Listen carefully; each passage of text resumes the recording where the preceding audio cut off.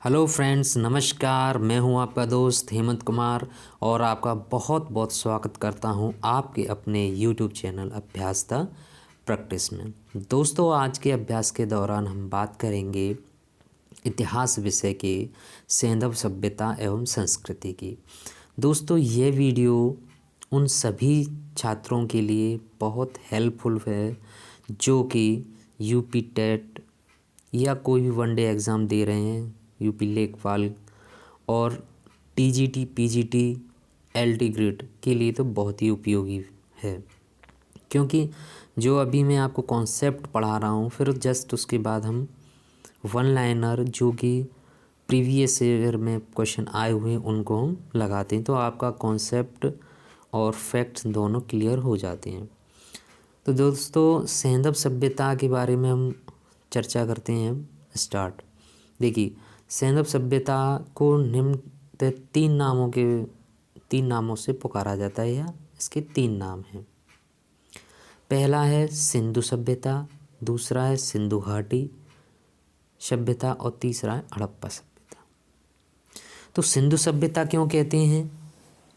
सिंधु सभ्यता इसलिए कहते हैं क्योंकि यह सिंधु नदी के किनारे यह सभ्यता जो पली या जिसका विस्तार हुआ, बढ़ी, सिंधु नदी के किनारे बढ़ी, इसलिए इस सभ्यता को सिंधु नाम दिया गया है। और यहाँ इसके अधिकतर जो अवशेष पाए गए हैं वो सिंधु घाटी में ही पाए गए हैं, इसलिए इसको सिंधु घाटी सभ्यता भी कहा जाता है। थर्ड इसको कहा जाता है हड़प्पा सभ्यता, जो काफ़ी प्रचलित नाम है।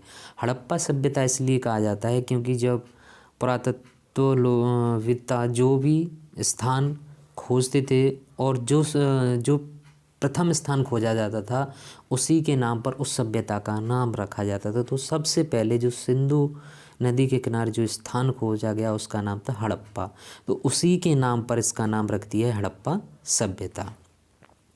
ठीक है, तीनों नाम आपको समझ में आ गए सैंधव सभ्यता के। एक तो सिंधु सभ्यता, सिंधु घाटी सभ्यता और हड़प्पा सभ्यता।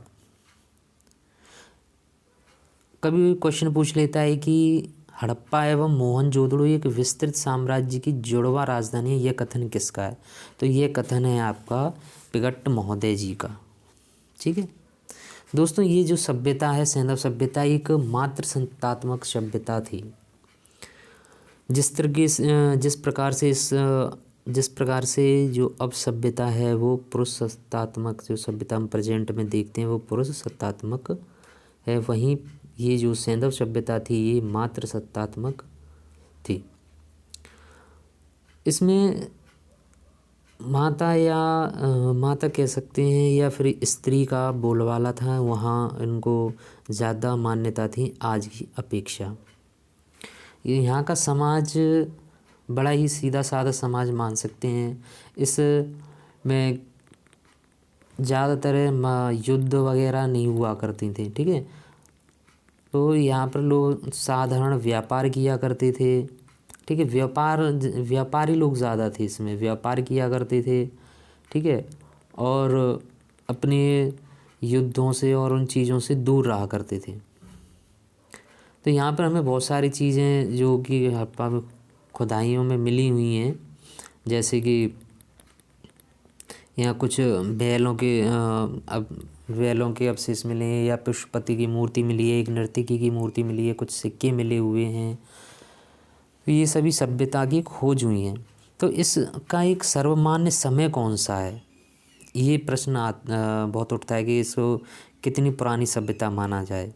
तो ये सबसे जो इसका प्रचलित समय है वो 300 ईसा पूर्व से 1700 ईसा पूर्व माना गया है। और आपको बता दें सिंधु सभ्यता जो नाम है, सिंधु सभ्यता नाम है सिंधु सभ्यता, ये नाम किसने दिया, ये भी प्रश्न आता है। तो ये है आपका जॉन मार्शल। किसने दिया था ये नाम? जॉन मार्शल ने। और इसकी जो सर्वमान्य जो डेट मानी गई है कि सिंधु सभ्यता कब से कब तक है, तो वह है रेडियो एक्टिव की तरह C14 पद्धति द्वारा निर्धारित की है 300 ईसा पूर्व से 1900 ईसा पूर्व, जो कि सर्वमान्य तिथि है।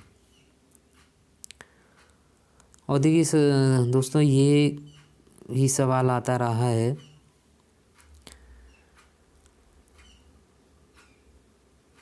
कि सिंधु सभ्यता मेसोपोटामिया तथा मिस्र की सभ्यताओं की समकालीन थी। तो ये प्रश्न पूछ लेता है कि किसके समकालीन नहीं थी, तो आपको याद रखना चाहिए सिंधु सभ्यता मेसोपोटामिया और मिस्र के समकालीन थी।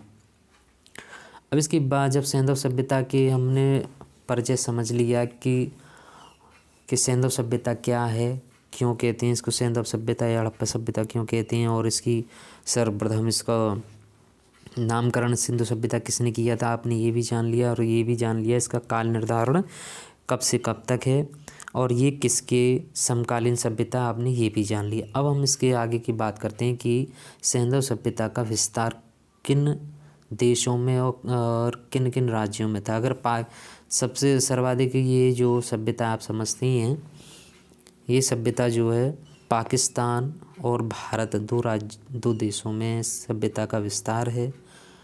तो जो पाकिस्तान में, पहले आपको पता पाकिस्तान भी भारत में ही था आज़ादी से पहले। तो पाकिस्तान की 3 प्रांत मान सकते हैं, एक तो आपका बलूचिस्तान, दूसरा पश्चिमी पाकिस्तान, पश्चिमी जो पाकिस्तानी पंजाब और सिंध, ये 3 प्रदेश हैं पाकिस्तान से रिलेटेड। वहीं भारत से रिलेटेड है आपका पंजाब, गुजरात, राजस्थान, हरियाणा, पश्चिम उत्तर प्रदेश, जम्मू कश्मीर, पश्चिमी महाराष्ट्र। इन राज्यों में भी सिंधु सभ्यता का विस्तार है। मूलतः ये सभ्यता त्रिभुजाकार है दोस्तों। किस प्रकार की है? त्रिभुजाकार है। और जिस प्रकार से आज हम देखते हैं कि भारत का सबसे उत्तरी बिंदु कौन सा है, पूर्वी बिंदु कौन सा, पश्चिमी, इसी प्रकार से सिंधु सभ्यता का सबसे उत्तर में सबसे उत्तरी बिंदु था, उसका नाम था मांडा। ठीक है, सबसे उत्तरी बिंदु क्या है? मांडा। और सबसे पूर्वी बिंदु था आलमगीरपुर, और दक्षिणी है दायमाबाद, और पश्चिमी है सुतकांगी डोर। आप ये से बहुत क्वेश्चन आते हैं, तो आप इनको याद कर सकते हैं। छोटी सी ट्रिक है, मैं बता देता हूँ। देखिए, उत्तर में है मांडा, तो उमा, आप इसको लिख सकते हैं उमा। क्या लिख सकते हैं? उमा। ऊ से उत्तर, माँ से मांडा। ठीक है। पुआ, आपने बहुत सुना होगा शब्द ये पुआ, यानी पूरब में आलमगीरपुर जो कि मेरठ में पड़ता है। और ददा से दक्षिण में दायमाबाद। वहीं पशु, आप इसको लिख सकते हैं पशु। पा से हो गया पश्चिम, और शू से हो गया सुतकांगी डोर। आई होप आप समझ गए होंगे इस ट्रिक को, और याद रखेंगे कि सिंधु सभ्यता का कौन सा पूर्वी, कौन सा पश्चिम, कौन सा दक्षिणी, कौन सा उत्तरी बिंदु है। ठीक है, चलिए आगे चलते। देखिए, ये सबसे महत्वपूर्ण तथ्य हैं इसके कि किसने खोज की थी, किसने खोज की थी। ठीक है, ये देखिए वेरी इंपॉर्टेंट। हड़प्पा जो सभ्यता की खोज या हड़प्पा स्थल की खोज किसने की थी? तो वो की थी आपके दयाराम साहनी ने। ठीक है, मोहनजोदड़ो की खोज की थी रखालदास बनर्जी ने। चहुंदड़ो की खोज की थी NG मजूमदार ने। लोथल की खोज की थी RS राव ने। और कालीबंगा की खोज की थी अमलानंद घोष में, जो कालीबंगा राजस्थान में।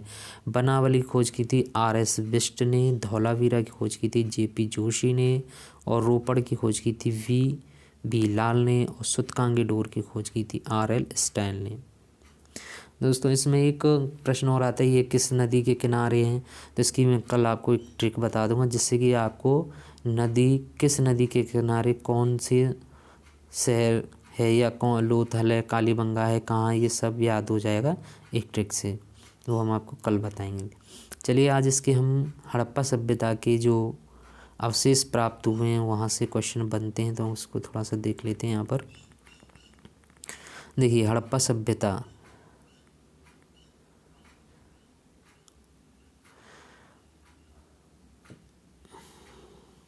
ये देखिए, हड़प्पा सभ्यता से कौन कौन से साक्ष्य प्राप्त हुए। एक तो हुआ आपका शंख का बना बैल।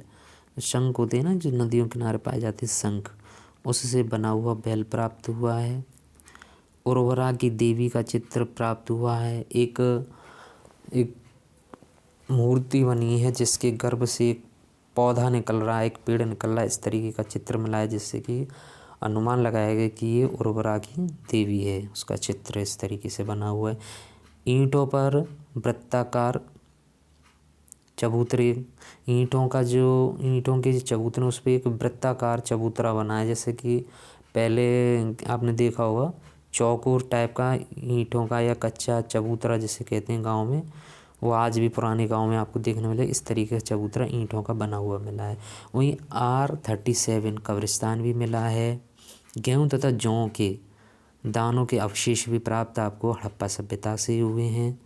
पीतल का बना इक्का प्राप्त हुआ है। बर्तन पर बने मछुआरे का चित्र भी आपको हड़प्पा सभ्यता से ही प्राप्त हुआ है। ये प्रश्न पूछ लेता है कि बर्तन पे बना मछुआरे का चित्र कहाँ से प्राप्त हुआ, तो आपको ऑप्शन में दे दिया हड़प्पा, मोहनजोदड़ो, चौंदड़ो, लोथल। तो आपको सही पे टिक करना होगा। तो आपको ये चीज़ें याद रखनी होंगी, वेरी इंपॉर्टेंट है, ठीक है। और 2 टीले के साक्ष्य भी आपको मोहनजोदड़ो से मिला है। जो पूर्वी टीला है वो नगर टीला है। जैसे कि वहाँ ग्रामीण लोग या अधिक जनता रहती थी, नगर टीला कहते हैं उसको।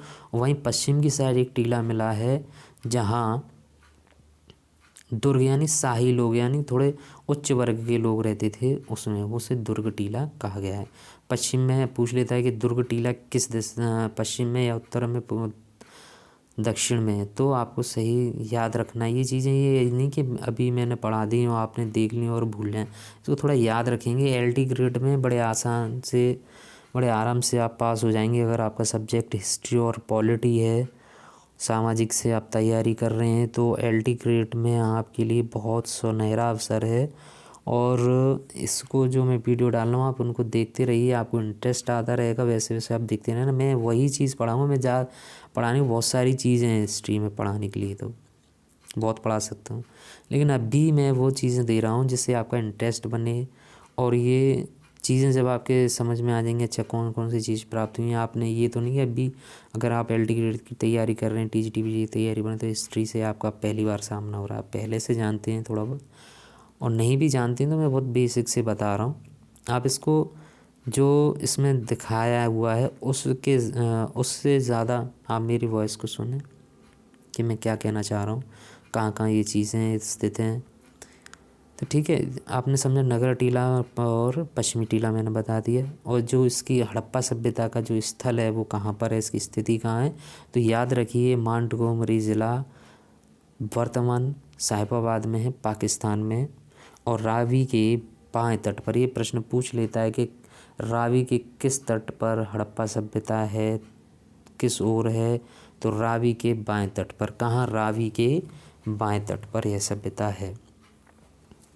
दोस्तों इसमें अभी जैसे कि अगर आप LT की तैयारी कर रहे हैं, TGT तो उसमें ये पूछ ले कि व्यापार से संबंधित अगर आप बुक में पढ़ेंगे तो उसमें व्यापार, सामाजिक स्थिति, धार्मिक जीवन कैसा था, ठीक है, ये सारी चीज़ें उसमें समाहित हैं आपकी सिलेबस में।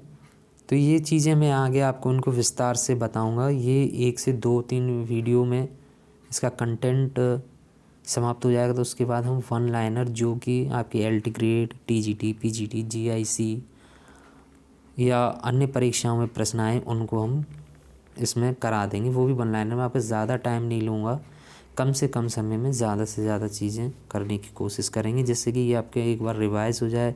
तो 2-3 बार इसको देख लें। सबसे बड़ी बात है कि ज़्यादा पढ़ने से अच्छा है जितना आप पढ़ें बस वो याद हो जाए, याद रखना सबसे बड़ी बात है, ठीक है। इसलिए मेरे चैनल का नाम है अभ्यासता प्रैक्टिस। अभ्यास करते रहिए, बाकी सारी चीज़ें आप जानते ही हैं। तो आज के लिए इतना ही। आगे के वीडियो देखने के लिए कल का आपको इंतज़ार करना पड़ेगा। कल आप इसकी नेक्स्ट वीडियो देख पाएंगे। और दोस्तों अगर ये आपको हेल्पफुल लगती है वीडियो तो प्लीज़ सब्सक्राइब करें और इस चैनल पर बने रहें। मैं आपके जो कि एग्ज़ाम में बहुत ही महत्वपूर्ण क्वेश्चन की सीरीज़ भी लेकर आऊँगा। तो पूरी वीडियो देखने के लिए धन्यवाद।